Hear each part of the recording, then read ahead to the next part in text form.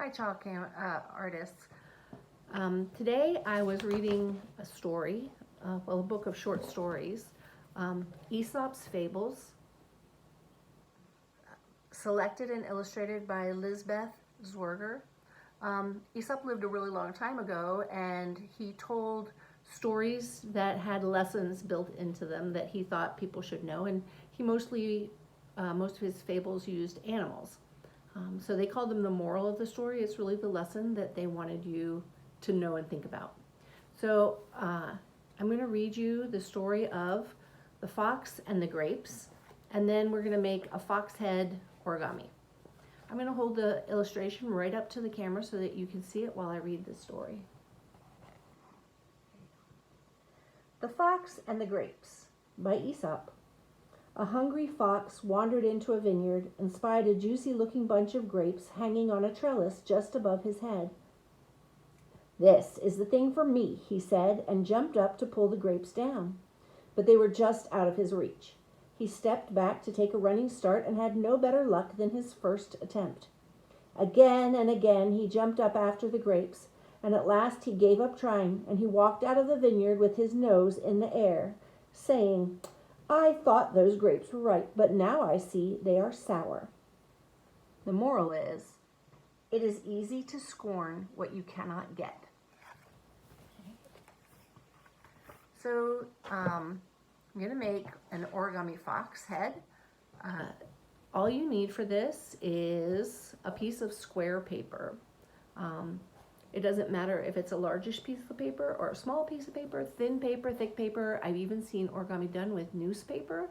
You just have to be a little more careful because it's more likely to rip than a sturdier paper. So my square is a piece of origami paper. It's kind of wrinkled because the first time I did this video, I didn't have the sound on, so I'm doing it again. It just needs to be a square. If you don't have any square paper, if all you have is rectangle paper, even if it has something on the other side, that's fine.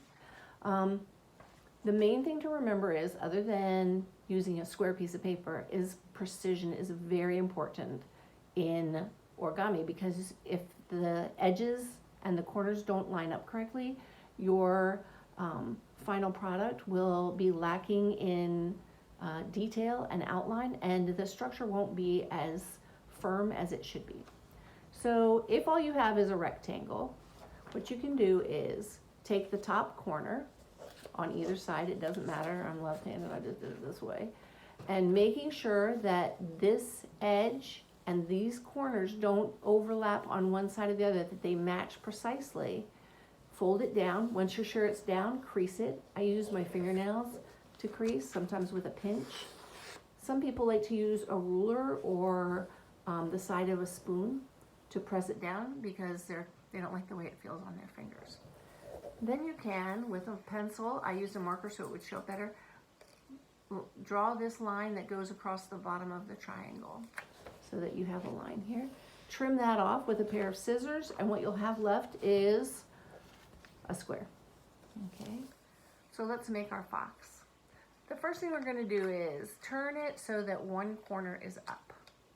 I'm going to use the blank side up because that means that the colored side will be on the outside, and I kind of think that's cool. If your paper is white on both sides, you can color it after it's done or before, or you can just leave it blank. Right. The first thing you're going to do is you're going to take the bottom corner, you're going to match it to the top corner, making sure that it's not overlapping on either side, so they come together precisely.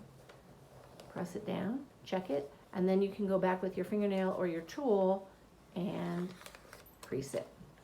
Okay, so there we have a triangle. Then take the top point and fold it down precisely so that it meets the bottom. We don't want it to go down lower, we want it to go right to the edge like that. Now, the next step is you're going to take this corner and you're going to fold it right on the edge of that triangle that we just made, this lower triangle right here. You're going to fold it up like that, making sure that you're matching it all the way along the edge of the triangle, and do the same for the other side.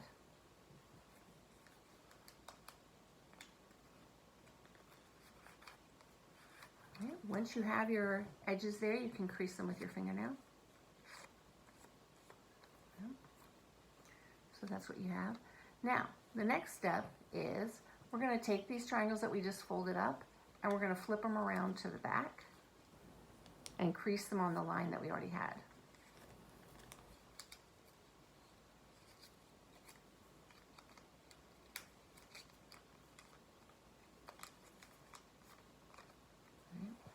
So that's the front part. There's that triangle that we folded down. And then we fold these ones back and up. Those are our fox's ears. I kind of want some space between my ears, so I'm just going to mash that. Because really, that's pretty much our fox's ears.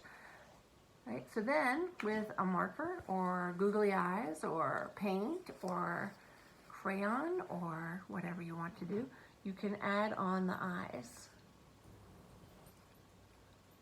and the nose. Okay.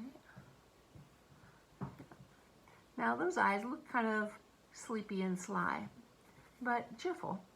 If you wanted to make them look a little bit more like expressive, you could add some more details to their eyes. And that's our origami fox head. See you next time.